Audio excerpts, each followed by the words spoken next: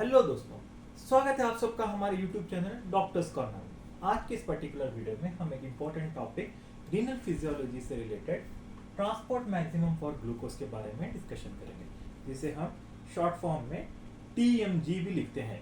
ठीक है, इससे रिलेटेड और एक कॉन्सेप्ट है renal threshold for glucose. Okay, renal threshold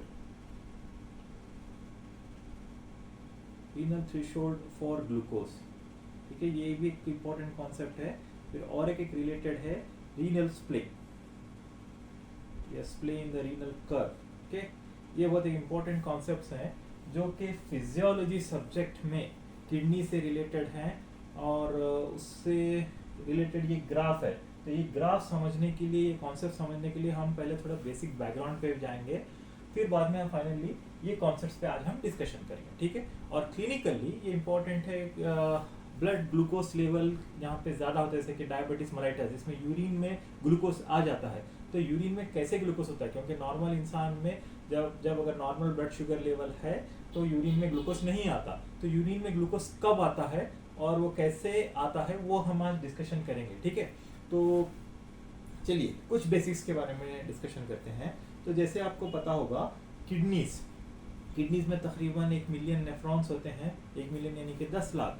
सो 1 या 1.1 मिलियन एक किडनी में होते हैं। तो 2 किडनी में अगर हम मिलाएं तो 2 से 2.2 मिलियन नेफ्रॉन्स होते हैं। ठीक है, तो अगर मैं एक रफ डायग्राम आपको, मैं एक नेफ्रॉन का अगर उतार के बताऊं, एक लाइन डायग्राम यहाँ पर, तो देखिए ये मैं आपको बता रहा हूँ ट्यूबुलर स्ट्रक्चर, बोमन्स कैप्सूल है, फिर उसके बाद जो है प्रॉक्सिमल कन्वोल्यूटेड ट्यूब्यूल है, फिर आपको लूप ऑफ हेनले नजर आएगा, लूप ऑफ हेनले, फिर उसके बाद डिस्टल कन्वोल्यूटेड ट्यूब्यूल DCT और कलेक्टिंग डक्ट। ठीक है, एक रफ डायग्राम, ये ट्यूबुलर स्ट्रक्चर है। तो उसके बाद अगर हम देखें ग्लोमेरुलर स्ट्रक्चर, यानी कि ब्लड वेसल्स जो ग्लोमेरुलर कैपिलरीज होती हैं, तो ये है एक एफरेंट आर्टीरियोल, जहाँ से ब्लड आता है नेफ्रॉन पे, एफरेंट आर्टीरियोल, और ये है इफरेंट आर्टीरियोल। ठीक है, मैं जस्ट एक लाइन डायग्राम आपको समझने के लिए बता रहा हूँ। इफरेंट आर्टीरियोल, ये इफरेंट आर्टीरियोल भी कंटिन्यू होती है और एक ब्लड वेसल से और एक कैपिलरी से, इसे हम कहते हैं पेरिट्यूबुलर कैपिलरी,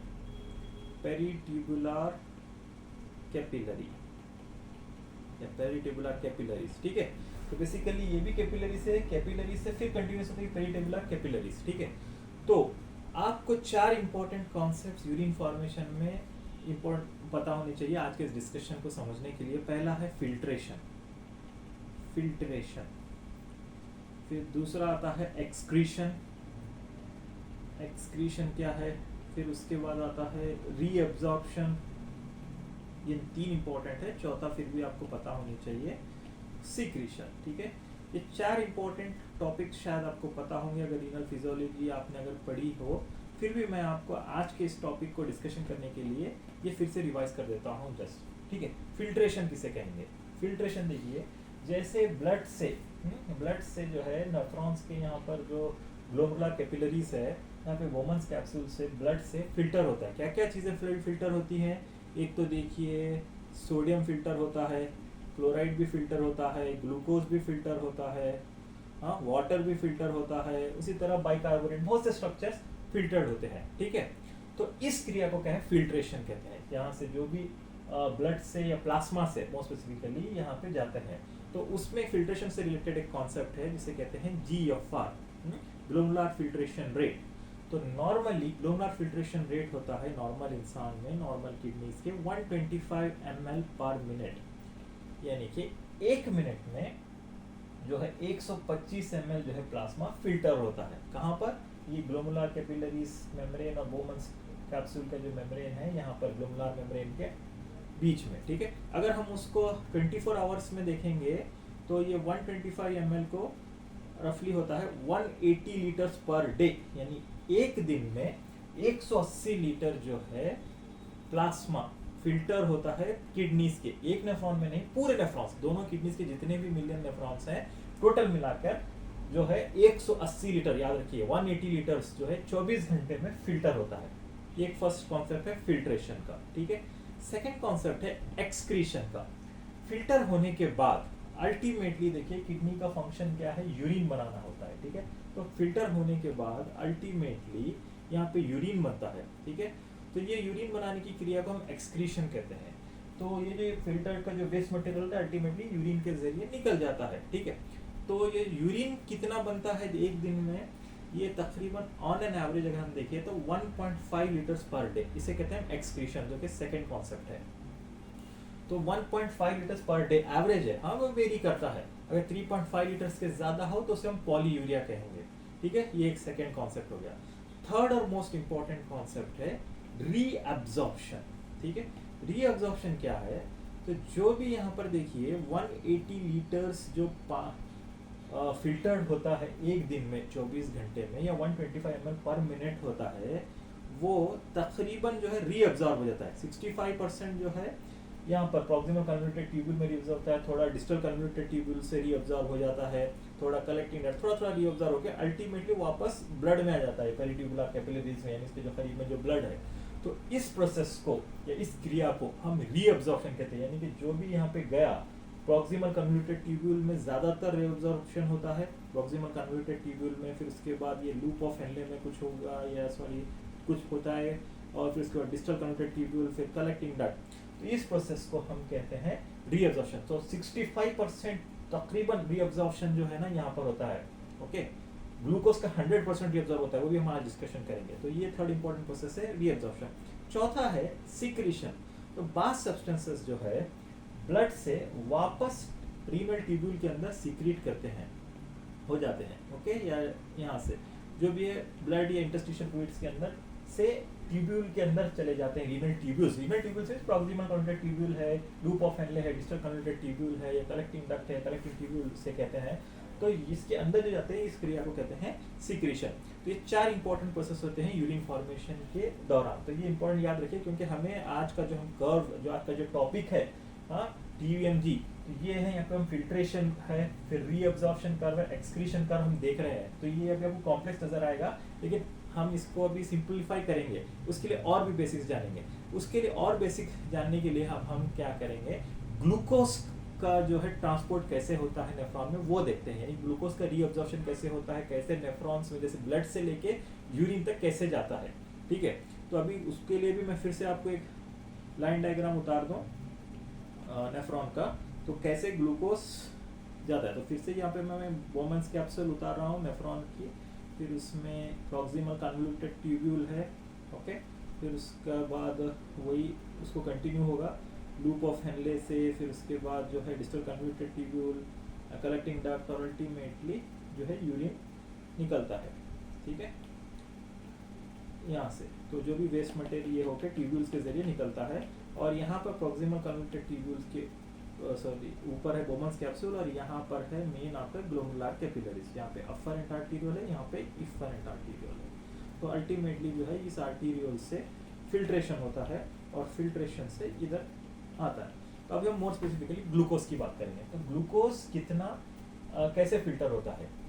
तो ग्लूकोज का जो मॉलिक्यूल है, मैं आपको ब्लू कलर में बता दूं, ये मान लीजिए ब्लू कलर में ग्लूकोज का मॉलिक्यूल है जो ब्लड में था, ब्लड में थे ग्लूकोज के मॉलिक्यूल्स। तो ब्लड से ग्लोमेरुलर कैपिलरी से यहाँ पे फिल्टर होके रीनल के ट्यूब्यूल्स में आ जाएंगे। ट्यूब्यूल्स में कहाँ तक आएंगे, प्रॉक्सिमल कन्वोल्यूटेड ट्यूब्यूल में आएंगे। प्रॉक्सिमल कन्वोल्यूटेड ट्यूब्यूल में जो है सेल्स होते हैं, एपिथेलियल सेल्स होते हैं इसके अंदर, ठीक है, एपिथेलियल सेल्स होते हैं प्रॉक्सिमल कन्वोल्यूटेड ट्यूब्यूल के।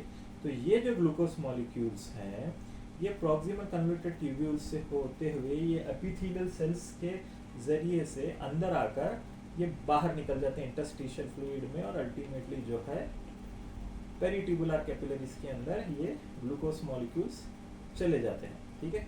तो एग्जैक्टली कैसे होता है अभी हम डिस्कशन करेंगे, तो आपको डिटेल समझ में आएगी। ग्लूकोज का जो मॉलिक्यूल है नेफ्रॉन्स में ब्लड से रीनल ट्यूब्यूल्स में कैसे जाता है, और कैसे पेरिट्यूबुलर कैपिलरीज में आ जाता है, या ब्लड वेसल्स में प्रॉक्सिमल कन्वोल्यूटेड ट्यूब्यूल में। याद रखिए ये PCT है, प्रॉक्सिमल कन्वोल्यूटेड ट्यूब्यूल, और ग्लूकोज का तकरीबन ऑलमोस्ट 100% रीअब्जॉर्प्शन हो जाता है यहीं पर ही, यानी कि जो भी ग्लूकोज ब्लड से फिल्टर हो रहा है वो प्रॉक्सिमल कन्वोल्यूटेड ट्यूब्यूल्स के सेल्स से यहाँ पर अब्जॉर्ब होके अल्टीमेटली यहाँ पर आ जाता है ब्लड के अंदर वापस, और यूरिन में जो है नील यानी ग्लूकोज जो है तकरीबन ना के बराबर होता है, ठीक है। एक नॉर्मल हेल्दी इंडिविजुअल में जिसका blood glucose level normal limit में है, तो किडनी में फिल्ट्रेशन होता है, ब्लड ग्लूकोज अंदर जाता है यहाँ पे किडनी से, ग्लोमेरुलर फिल्ट्रेशन रेट जब होगा, यानी ग्लोमेरुलर फिल्ट्रेशन जब होगा तो रीनल ट्यूब्यूल्स में जाएगा, रीनल ट्यूब्यूल से अल्टीमेटली रीअब्जॉर्ब हो जाएगा और 100% रीअब्जॉर्प्शन होगा, ठीक है। और तब 100% रीअब्जॉर्प्शन होगा तो ग्लूकोज जो है यहाँ पे दूसरे ग्रुप ऑफ हेनले में डिस्टल काउंटेड ट्यूब्यूल में नहीं रहेगा और अल्टीमेटली यूरिन में नील रहेगा। लेकिन कुछ डिसीज कंडीशन है जैसे डायबिटीज है या कुछ और कंडीशन जिसमें यूरिन में ग्लूकोज नजर आएगा, वो हम उस ग्राफ के से आज हम वही डिस्कशन करेंगे कि यूरिन में आता कैसे ग्लूकोज, ठीक है। तो ये था बेसिक। तो आपको मैं यही चीज को अभी एनलार्ज करके बताता हूँ कि यूरिन में ग्लूकोज आता कैसे है और वो ग्राफ टीएमजी क्या है, रीनल थ्रेशोल्ड क्या है, रीनल स्प्ले क्या है। तो बेसिकली ये समझना है कि यूरिन में ग्लूकोज आता क्या, क्योंकि नॉर्मली तो एब्जॉर्ब हो जाता है लेकिन आता कैसे। तो अभी मैं इसको एनलार्ज करूंगा और डिटेल बताऊंगा कि कैसे ग्लूकोज एब्जॉर्ब होता है। हाँ, यहाँ पे प्रॉक्सिमल कन्वोल्यूटेड ट्यूब्यूल्स के सेल से, तो भी मैं आपको रेड कलर से जो है ये मैं आपको जो बता रहा हूँ एक प्रॉक्सिमल कन्वोल्यूटेड ट्यूब्यूल के सेल्स हैं, ठीक है। प्रॉक्सिमल कन्वोल्यूटेड ट्यूब्यूल के सेल्स हैं और यहाँ पे राइट हैंड साइड पे ये तरफ जो है ल्यूमन है। कौन सा ल्यूमन है? प्रॉक्सिमल कन्वोल्यूटेड ट्यूब्यूल का ल्यूमन है, ठीक है। और यहाँ पर लेफ्ट साइड में जो है ब्लड कैपिलरीज है, ठीक है। पेरिट्यूबुलर कैपिलरीज है, ये जो है कैपिलरीज है, पेरिट्यूबुलर कैपिलरीज उसके अतराफ पे, ठीक है। ये जो है प्रॉक्सिमल कन्वोल्यूटेड ट्यूब्यूल के एपिथेलियल सेल्स है। इसके देखिए दो साइड होते हैं, एक साइड है बेसोलैटरल मेम्ब्रेन, ये जो कैपिलरी के तरफ जो है ये सरफेस जो है बेसोलैटरल मेम्ब्रेन कहेंगे और जो अंदर का है वो ल्यूमिनल सरफेस, ठीक है। तो मैं यहाँ पे लेबल कर दूं, ये जो है बेसोलैटरल सरफेस है, बेसोलैटरल सरफेस, बेसोलैटरल सरफेस कहेंगे इसको, और ये वाला जो है ल्यूमिनल सरफेस है। अब जो ग्लूकोज मॉलिक्यूल है बोमन्स कैप्सूल के जरिए इसके अंदर आ गया, ल्यूमन में आ गया। ये जो ब्लू कलर के जो आप देख रहे हैं ये ग्लूकोज मॉलिक्यूल्स है, ठीक है, ल्यूमन में आ गए। अब यहाँ से ये ब्लड तक कैसे जाएंगे, बहुत इंपॉर्टेंट प्रोसेस है। इसमें हम जनरल फिजियोलॉजी के थोड़े कॉन्सेप्ट्स क्लियर करेंगे। Active transport, primary active transport और सेकेंडरी एक्टिव ट्रांसपोर्ट। तो ध्यान दीजिएगा, यहाँ पर बेसोलैटरल मेम्ब्रेन में सोडियम पोटेशियम पंप्स होते हैं, या उसको हम सोडियम पोटेशियम एटीपेज भी कहते हैं, ठीक है। क्या है वो? सोडियम पोटेशियम एटीपेज या सोडियम पोटेशियम पंप के बारे में आपने सुना ही होगा। ये एक एग्जांपल है एक्टिव ट्रांसपोर्ट का। एक्टिव ट्रांसपोर्ट का मतलब है कि अगेंस्ट द कंसंट्रेशन ग्रेडियंट अगर कोई सब्सटेंस क्रॉस हो रहा है और एनर्जी यूटिलाइज कर रहा है एटीपी के जरिए, तो वो एक्टिव ट्रांसपोर्ट होता है। तो सोडियम पोटेशियम पंप बेसिकली करता क्या है, बेसिकली ये सोडियम पोटेशियम पंप करता क्या है अभी आपको मैं बता दूं। तो देखिए, सोडियम पोटेशियम पंप का मेन काम होता है सोडियम आयोन्स, ओके, जो सोडियम आयोन्स होते हैं अंदर से, सोडियम आयोन जो है अंदर से बाहर को, कितने 3 सोडियम आयोन्स, तो 3 सोडियम आयोन्स को ये जो सोडियम पोटेशियम पंप होता है इसका ये ग्रीन कलर में जो स्ट्रक्चर नजर है आपको, तो 3 सोडियम जो है बाहर फेंक देता है, ओके, 3 सोडियम जो है बाहर फेंक देता है और उसके एवज में ये 2 पोटेशियम को अंदर लाता है बाहर से, ठीक है। सोडियम पोटेशियम पंप का काम क्या होता है, यहाँ पर आप देख रहे हैं 3 सोडियम को यहाँ से बाहर दे रहा है और 2 पोटेशियम को अंदर दे रहा है। तो इस वजह से यहाँ पे ल्यूमन का जो है यहाँ पे -70 मिलीवोल्ट हो गया, ठीक है, -70 मिलीवोल्ट हो गया है ल्यूमन का जो पोटेंशियल है, रेस्टिंग मेम्ब्रेन पोटेंशियल, तो कंटिन्यूअसली ये कर रहा है। तो ये एक एग्जांपल है प्राइमरी एक्टिव ट्रांसपोर्ट का। ये एग्जांपल क्या है? प्राइमरी एक्टिव ट्रांसपोर्ट है, ठीक है। उसके बाद यहाँ पर है अब यहाँ पे भी एक ट्रांसपोर्टर प्रोटीन होते हैं जो कि बेसोलैटरल मेम्ब्रेन बने। ये बेसोलैटरल मेम्ब्रेन है, यहाँ पे ल्यूमिनल मेम्ब्रेन है। यहाँ पे जो है usually brush border type epithelium, ये जो एपिथेलियल सेल्स का ऐसे ब्रश बॉर्डर टाइप होता है, तो ये ऐसा। तो यहाँ पर भी कुछ एक ट्रांसपोर्ट प्रोटीन्स होते हैं। हाँ, इस ट्रांसपोर्ट प्रोटीन्स को कहते हैं SGLT, यानी कि सोडियम डिपेंडेंट ग्लूकोज ट्रांसपोर्टर। ये हम कहाँ पर हैं? प्रॉक्सिमल कन्वोल्यूटेड ट्यूब्यूल ही है। ये प्रॉक्सिमल कन्वोल्यूटेड ट्यूब्यूल के अंदर के जो एपिथेलियल सेल्स हैं ये हैं, और उसके अंदर का ल्यूमन है, ये बाहरी हिस्सा, यहाँ पे इंटरस्टिशियल फ्लूइड और ब्लड वेसल्स है, ठीक है। तो इस ट्रांसपोर्ट प्रोटीन को कहते हैं सोडियम डिपेंडेंट ग्लूकोज को ट्रांसपोर्टर मोर स्पेसिफिकली, और अगर हम देखें तो इसे SGLT2 भी कह सकते हैं। उसके बारे में 1-2 बाद में डिस्कशन करेंगे, अभी SGLT है। तो इसका काम क्या होता है, ये सोडियम मॉलिक्यूल्स को जो है यहाँ से अंदर लाता है। सोडियम देखिए, क्योंकि ये 3 सोडियम प्राइमरी एक्टिव ट्रांसपोर्ट से जो है सोडियम पोटेशियम पंप 3 सोडियम को बाहर फेंक रहा है और 2 पोटेशियम को अंदर फेंक रहा है, तो इन अंदर की नेगेटिविटी ज़्यादा हो रही है और सोडियम की मात्रा यहाँ पे कम हो रही है। कम होने की वजह से जो भी filtered load proximal conductor tubule के ल्यूमन में आ रहा है, ल्यूमन के अंदर आ रहा है, तो वहाँ से जो है सोडियम इस एपिथेलियल सेल्स में आ जाएगा। तो सोडियम जो है यहाँ पर आ जाएगा, ठीक है। सोडियम जो है इस कैरियर प्रोटीन के जरिए अंदर आ जाए, क्योंकि सोडियम को अंदर आने के लिए 2 वजह है। एक तो इलेक्ट्रिकल ग्रेडियंट, क्योंकि यहाँ पे नेगेटिविटी है तो पॉजिटिव चार्जेस अंदर आएंगे, और एक होता है कॉन्सेंट्रेशन ग्रेडियंट, क्योंकि सोडियम यहाँ पे यहाँ पे कम है, इस वजह से कॉन्सेंट्रेशन कम है, क्योंकि 3 sodium continuously sodium potassium pump बाहर फेंक रहा है, तो सोडियम जो है अंदर आ जाएगा। किसकी सहायता से आएगा, कैरियर प्रोटीन्स की सहायता से आएगा। वो कैरियर प्रोटीन का नाम है SGLT2, okay, sodium dependent glucose transport. अब ये जो सोडियम अंदर आ रहा है वही कैरियर प्रोटीन उसके साथ जो है ग्लूकोज के मॉलिक्यूल को भी अंदर ला लेगा, ग्लूकोज के मॉलिक्यूल को भी अंदर लाएगा, तो ये को ट्रांसपोर्ट हो गया। तो सोडियम का जो कैरियर ट्रांसपोर्ट है ये, और ग्लूकोज को यहाँ से यहाँ तक लेने के लिए भी एनर्जी की चाहिए, ये एक्टिव ट्रांसपोर्ट है, लेकिन ये डायरेक्टली ATP की एनर्जी से नहीं आ रहा है, इसे कहते हैं सेकेंडरी एक्टिव ट्रांसपोर्ट। तो समझिए सेकेंडरी एक्टिव ट्रांसपोर्ट क्या है, ये है primary active transport. Primary active transport में यहाँ पे जो एनर्जी रिलीज हो रही है, यहाँ पे ATP से जो माइटोकॉन्ड्रिया होती है, तो वो उसकी एनर्जी रिलीज करके 3 सोडियम निकल रहे हैं। तो ये जो 3 सोडियम जो इलेक्ट्रिकल कॉन्सेंट्रेशन ग्रेडियंट बना रहा है बाहर जाने की वजह से सोडियम पोटेशियम पंप से, उसकी वजह से ही ये सोडियम एंटर हो रहा है, तो उसकी एनर्जी की वजह से आ रहा है। अगर ये सोडियम पोटेशियम पंप काम करना बंद हो जाए तो ये अंदर नहीं आ पाएगा, तो इसकी एनर्जी से ये सेकेंडरीली ग्लूकोज अंदर आ रहा है, एनर्जी यूज हो रही है लेकिन खुद से नहीं, इसकी एनर्जी से यूज होके ये आ रहा है। तो ये एग्जांपल है SGLT, sodium dependent glucose transporter, को ट्रांसपोर्टर, ये है सेकेंडरी एक्टिव ट्रांसपोर्ट, ठीक है। ये ग्लूकोज अंदर आने के बाद, ये सेल के अंदर आने के बाद ये ग्लूकोज मॉलिक्यूल फिर से यहाँ पे और भी कैरियर प्रोटीन्स होंगे, वो कैरियर प्रोटीन्स ये ग्लूकोज मॉलिक्यूल को बाहर इंटरस्टिशियल फ्लूइड्स में लेकर जाएंगे और अल्टीमेटली कैपिलरीज में। तो ये कैरियर प्रोटीन्स को कहते हैं हम ग्लूट ट्रांसपोर्टर, यानी कि ग्लूकोज ट्रांसपोर्टर, इसे कहते हैं ग्लूट ट्रांसपोर्टर या ग्लूकोज ट्रांसपोर्टर। मोर स्पेसिफिकली ये GLUT2 होता है प्रॉक्सिमल कन्वर्टेड ट्यूब्यूल में, जैसे कि ये SGLT है, ये वाला SGLT sodium dependent glucose transporter है, ये है ग्लूट ट्रांसपोर्टर। तो ग्लूट ट्रांसपोर्टर होता है बेसोलैटरल मेम्ब्रेन पे, और सोडियम डिपेंडेंट ग्लूकोज ट्रांसपोर्टर को ट्रांसपोर्टर होता है यहाँ पे अपाइकल मेम्ब्रेन में ल्यूमन की तरफ। तो इस तरह सोडियम ग्लूकोज का ट्रांसपोर्ट होता है। तो अभी आपको पता चल गया ग्लूकोज कैसे फिल्टर होके कैसे ट्रांसपोर्ट होता है, और 100% जो है प्रॉक्सिमल कन्वर्टेड ट्यूब्यूल में ट्रांसपोर्ट होता है। यानी कि मान लीजिए अगर 100 ग्लूकोज मॉलिक्यूल्स फिल्टर हो गए ब्लड से नेफ्रॉन के अंदर, तो पूरे 100 के 100 मॉलिक्यूल जो है रीअब्सॉर्ब होते हैं कैपिलरीज में प्रॉक्सिमल कन्वर्टेड ट्यूब्यूल, और लिटरली ग्लूकोज जो है यूरिन में नहीं आएगा, ठीक है। अभी आते हैं उसी ग्राफ पे जो हम डिस्कशन कर रहे थे, ये वाला, ठीक है। अब समझने के लिए मैं आपको यही ग्राफ में अभी उतार के भी बता देता हूँ ताकि आपको कॉन्सेप्ट और क्लियर हो जाए, ठीक है। उतार के आपको बताता हूँ ताकि आपको कॉन्सेप्ट और क्लियर हो जाए।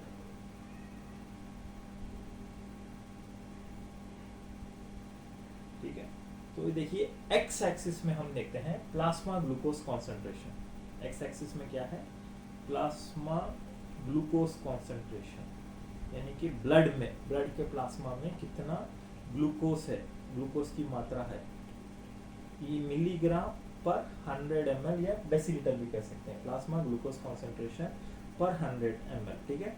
तो यहाँ पे लिखता हूँ मैं 100, 200, 300, 400, 500, ठीक है, 600 ऐसे।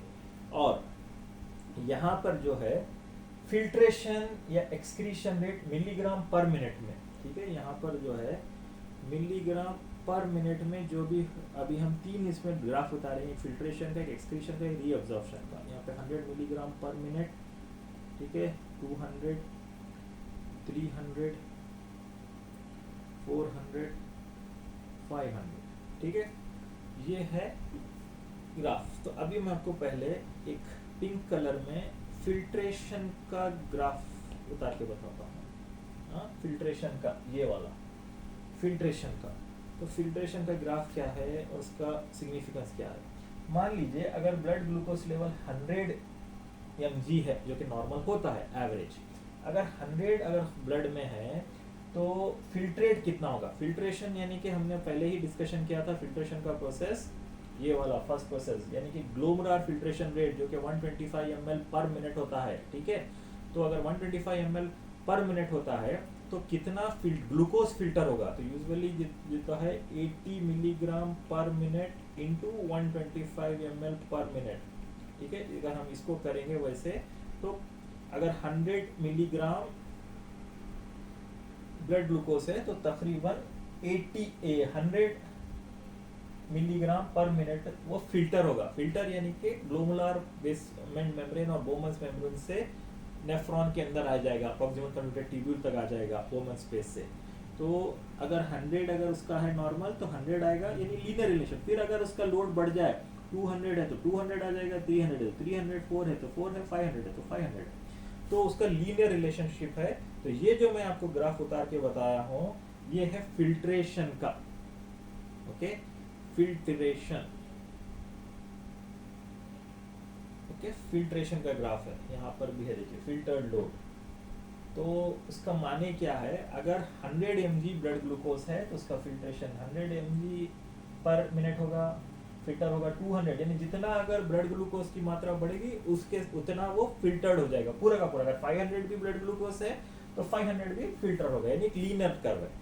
अब आते हैं सेकंड इंपॉर्टेंट है रीअब्जॉर्प्शन कर्व, ठीक है। इसमें यहाँ पर जो बता रहे हैं आपको रीअब्जॉर्प्शन कर्व ब्लू कलर की लाइन में, यहाँ पर आपको कॉन्सेप्ट आएगा ट्रांसपोर्ट मैक्सिमम का और रीनल थ्रेशोल्ड का और स्प्ले का। बहुत ध्यान से सुनिएगा क्या है ये। तो 100 मिलीग्राम अगर ब्लड ग्लूकोज है तो फिल्ट्रेशन भी होगा, जितना फिल्टर होता है उतने का उतना रीअब्जॉर्ब हो जाता है। हमने अभी देखा कैसे रीअब्जॉर्ब होता है, उसकी पूरी डिटेल हमने देखा। तो अगर 100 मिलीग्राम है तो 100 मिलीग्राम रीअब्जॉर्ब होगा, अगर 200 मिलीग्राम है तो 200 मिलीग्राम रीअब्जॉर्ब हो जाएगा। लेकिन 200 मिलीग्राम से जब ज़्यादा हो जाएगा तो जब रीअब्जॉर्प्शन थोड़ा सा कम हो जाएगा, ओके, थोड़ा सा रीअब्जॉर्प्शन कम हो जाएगा, अगर थोड़ा होने के बाद उसका थोड़ा सा कम हो जाएगा और वो ग्राफ इस तरह होगा। और जैसे ही अगर 300 या 375 मिलीग्राम होने के बाद वो कांस्टेंट रहेगा एक ही लाइन में इस तरह, ओके, वो कांस्टेंट एक स्ट्रेट लाइन हो जाएगा। तो ये जो कर्व है ये बताता है ट्रांसपोर्ट मैक्सिमम। ये रीअब्जॉर्प्शन का जो कर्व है ब्लू कलर में जो अभी मैंने आपको बताया, इसमें एक इम्पॉर्टेंट कॉन्सेप्ट होता है ट्रांसपोर्ट मैक्सिमम। ट्रांसपोर्ट मैक्सिमम क्या है, जब ब्लड ग्लूकोज लेवल 375 mg तक हो गया तो उसके बाद जो है तकरीबन रीअब्जॉर्प्शन होना बंद हो जाता है। क्या है एग्जैक्टली वो, तो अभी जैसे हमने डिस्कशन किया यहाँ पर कैसे ग्लूकोज ट्रांसपोर्ट होता है।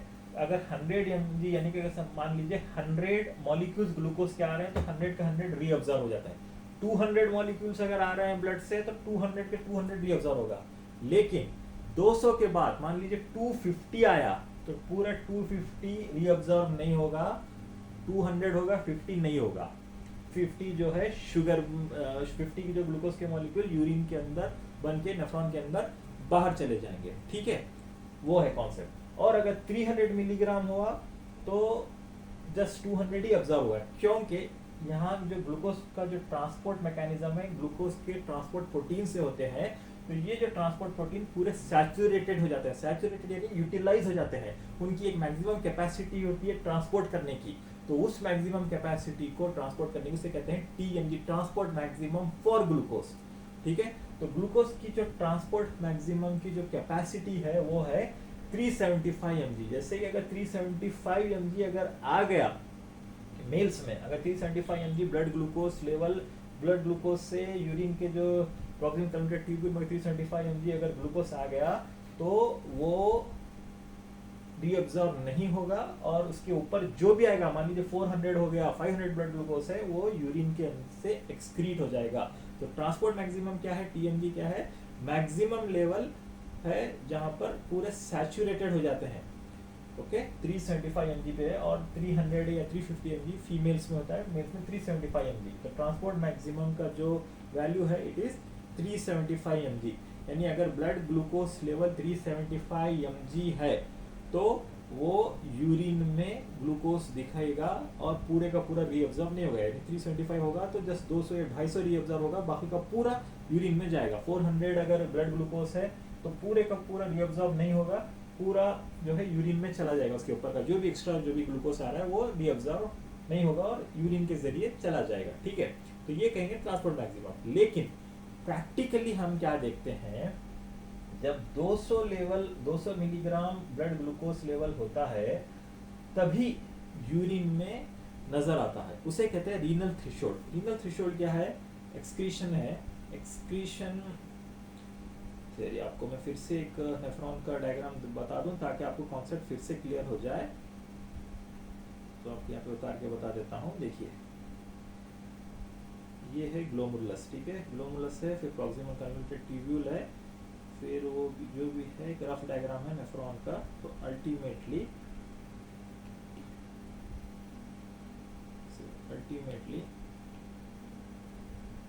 आपको बता दूं तो कैसे, लूप ऑफ हेनले होता है, डिस्टल कन्वोल्यूटेड ट्यूब्यूल होता है और यहाँ से यूरिन बनता है। ठीक है, तो अल्टीमेटली यूरिन यहाँ से एक्सक्रीट होता है और यहाँ से जो है देखिए फर्स्ट फिल्ट्रेशन होता है। ये ग्लोमेरुलस है, यहाँ पर अफरेंट आर्टीरियोल है, यहाँ पर इफरेंट आर्टीरियोल है। ठीक है, तो अगर मान लीजिए ब्लड ग्लूकोज लेवल 100 mg है तो यहाँ से 100 mg पूरा रीअब्जॉर्ब हो जाएगा। यहाँ पे जो भी फिल्टर हुआ है 100 mg वो पूरा का पूरा जो है ब्लड में वापस आ जाएगा। लेकिन अगर ब्लड ग्लूकोज लेवल देखिए 375 mg हो गया तो यहाँ के जो ट्रांसपोर्ट प्रोटीन्स हैं पूरे यूटिलाइज हो जाएंगे और सैचुरेटेड हो जाएंगे, और बाकी का जो भी एक्स्ट्रा ग्लूकोज है वो ग्लूकोज मॉलिक्यूल जो है यूरिन में नजर आएगा। ओके, तो उसे कहते हैं ट्रांसपोर्ट मैक्सिमम। ट्रांसपोर्ट मैक्सिमम यानी कि जो ब्लड ग्लूकोज लेवल पर जब पूरे जो ट्रांसपोर्ट प्रोटीन्स है, ट्रांसपोर्ट प्रोटीन्स कौन से हैं, ये वाले SGLT sodium dependent glucose transporter, ये जो ट्रांसपोर्ट प्रोटीन्स हैं, ओके, जो प्रॉक्सिमल कन्वोल्यूटेड ट्यूब्यूल के अपर पार्ट में होते हैं, ये पूरे जो है यूटिलाइज हो जाते हैं। तो जब यूरिन में जब नजर आता है उसे कहते हैं ट्रांसपोर्ट मैक्सिमम। अब एक इंपॉर्टेंट कॉन्सेप्ट है रीनल थ्रेशोल्ड। रीनल थ्रेशोल्ड लेकिन प्रैक्टिकली क्या नजर आता है, प्रैक्टिकली तो क्या है 375 mg होने के बाद ही यूरिन में जो है ग्लूकोज नजर आना चाहिए। लेकिन प्रैक्टिकली क्या है, जब ब्लड ग्लूकोज लेवल 200 mg होता है, 200 mg होता है आर्टीरियल ब्लड का, अगर हम वीनस ब्लड को अगर देखें तो वो 180 mg होता है। ओके, अगर ब्लड ग्लूकोज लेवल 180 mg पर 100 ml या पर डेसीलीटर हुआ तब फर्स्ट टाइम जो है यूरिन में ग्लूकोज नजर आएगा, तो उसे कहते हैं renal threshold. Renal threshold. Okay, तो हम एक एक्सक्रीशन का ग्राफ उतार के देखेंगे। तो यहाँ पे आप जो ग्रीन कलर की जो लाइन देख रहे हैं वो एक्सक्रीशन का ग्राफ है। एक्सक्रीशन यानी कि यूरिन में जो ग्लूकोज एक्सक्रीट हो रहा है। तो यहाँ पे देखिए पहली बार 200 mg में पहली बार एक्सक्रीशन का ये ग्राफ में नजर आ रहा है, और लीनियरली फिल्ट्रेशन जो भी जितना जैसे जैसे फिल्टर हो रहा है उससे पैरेलल हो रहा है। ओके, तो अभी हम अपने ग्राफ में बता देंगे। तो पहली बार 200 mg में ऐसे ग्राफ में फिर एक्सक्रीशन हो रहा है, यानी कि यूरिन में आ रहा है। फिर जैसे जैसे ब्लड ग्लूकोज बढ़ गया तो ये जो फिल्ट्रेशन का जो कर्व है उससे पैरेलल हो रहा है ये। तो ये जो ग्रीन कलर का है ये है एक्सक्रीशन का कर्व है। ठीक है, तो आप देख रहे हैं यहाँ पर एक कर्व देख रहे हैं 200 के बाद, इसे कहते हैं रीनल थ्रेशोल्ड। ओके, और ये जो 375 है ये है ट्रांसपोर्ट मैक्सिमम।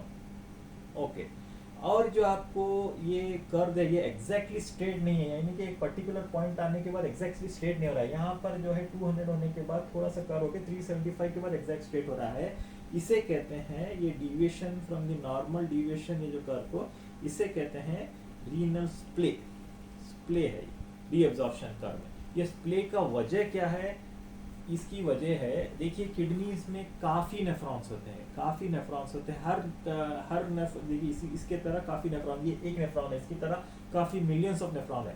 तो हर नेफ्रॉन में जो है ट्रांसपोर्ट प्रोटीन्स होते हैं, ट्रांसपोर्ट यानी कैरियर प्रोटीन्स होते हैं प्रॉक्सिमल कन्वर्टर ट्यूब्यूल में, जो ग्लूकोज को खींच के यहाँ पर ब्लड में लाते हैं। तो कुछ नेफ्रॉन्स में ये ज़्यादा होते हैं, कुछ नेफ्रॉन्स में कम होते हैं। तो ट्रांसपोर्ट प्रोटीन्स कम ज़्यादा उनकी मात्रा होती है। तो उस वजह से बस मान लीजिए ये एक नेफ्रॉन में पूरे सैचुरेटेड हो गए। कब सैचुरेटेड हो गए? 200 मिलीग्राम पे ही सैचुरेटेड हो गए। तो 200 मिलीग्राम पे सैचुरेटेड होने के बाद यूरिन में ये ग्लूकोज दिखना शुरू होगा 200 मिलीग्राम पर डेसीलीटर में, या अगर वीनस ब्लड देखें तो 180 मिलीग्राम पर डेसीलीटर में दिखना शुरू होगा। डेसीलीटर यानी कि 100 ml। तो उसे कहते हैं रीनल थ्रेशोल्ड। रीनल थ्रेशोल्ड यानी कि ब्लड ग्लूकोज, क्या ब्लड ग्लूकोज लेवल पे पहली बार जो है यहाँ पर नजर आ रहा है, यूरिन में ग्लूकोज नजर आ रहा है पहली बार। नॉर्मली यूरिन नजर नहीं आता या डिटेक्ट नहीं होता है टेस्ट से। अगर यूरिन में अगर ग्लूकोज डिटेक्ट हो रहा है तो क्या ब्लड ग्लूकोज लेवल पे जो पहली बार नजर आता है उसे कहते हैं रीनल थ्रेशोल्ड। वो होता है 200 मिलीग्राम आर्टीरियल प्लाज्मा, और वीनस प्लाज्मा होता है 180 मिलीग्राम पर डेसीलीटर। ठीक है, तो ये पास नेफ्रॉन्स जो है सैचुरेट पहले हो जाते हैं, तो उस वजह से जो है यूरिन में ग्लूकोज नजर आता है। लेकिन थोड़े नेफ्रॉन्स अभी सैचुरेटेड होते नहीं है, वो 250 होने के बाद भी, 300 होने के बाद भी वो रीअब्जॉर्ब हो रहे हैं और पूरी तरह से नहीं होता। लेकिन 375 mg जब ब्लड ग्लूकोज लेवल होता है तो पूरे नेफ्रॉन्स, जितने भी मिलियन नेफ्रॉन्स होते हैं, 2 मिलियन नेफ्रॉन जो भी हमारे दोनों किडनीज के हैं, वो पूरी तरह पूरा सैचुरेटेड हो जाते हैं। उसे कहते हैं मैक्सिमम ट्रांसपोर्ट मैक्सिमम। उसके बाद जो है ट्रांसपोर्ट नहीं होता है ग्लूकोज का, और जो भी ग्लूकोज फिल्टर होता है सीधा एक्सक्रीट हो जाता है। तो यहाँ पे आप देख रहे हैं जो भी ग्लूकोज फिल्टर हो रहा है सीधा एक्सक्रीट हो जाता है। ठीक है, जो भी ग्लूकोज फिल्टर होता है सीधा एक्सक्रीट हो जाता है। तो ये ग्राफ में हमने आज क्या पढ़ा? ट्रांसपोर्ट मैक्सिमम, रीनल स्प्ले और renal threshold of the glucose. Okay, उम्मीद करता हूँ आपको हमारा वीडियो पसंद आया होगा। अगर पसंद आया तो इसे लाइक करिएगा, सब्सक्राइब करिएगा और शेयर करिएगा। धन्यवाद।